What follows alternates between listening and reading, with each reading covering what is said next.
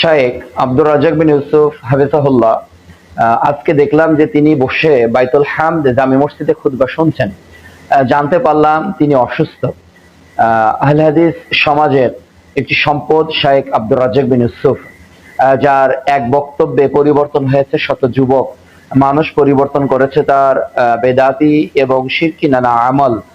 তার অসুস্থতার এই খবর শুনে আসলেই আমি ব্যথিত হয়েছি। আমি অন্তর থেকে দোয়া করছি আল্লাহ রাব্বুল আলামিন শায়েখ আব্দুর রাজ্জাক বিন ইউসুফ হাফিজাহুল্লাহকে শেফায়ে কামেলা দান করুন এবং তার মাধ্যমে গোটা বিশ্বের বাংলা ভাষাভাষী মানুষের যে ইলমের খেদমত তিনি করে যাচ্ছেন প্রতিষ্ঠান বক্তব্য মাধ্যমে, আল্লাহ রাব্বুল আলামিন তার এই লেখনী বক্তব্য গতিকে যেন আরো সমৃদ্ধ করেন।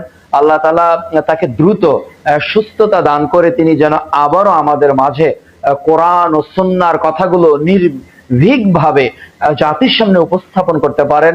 কায়মান বাক্যে দেশ এবং প্রবাসের সকলের নিকটও আমি দোয়া চাচ্ছি আল্লাহ সুবহানাহু ওয়া তাআলা যেন শায়েখ আব্দুর রাজ্জাক বিন ইউসুফ হাফিজাহুল্লাহকে শেফায়ে কামেলা দান করেন। আসসালামু আলাইকুম ওয়া রাহমাতুল্লাহি ওয়া বারাকাতুহু।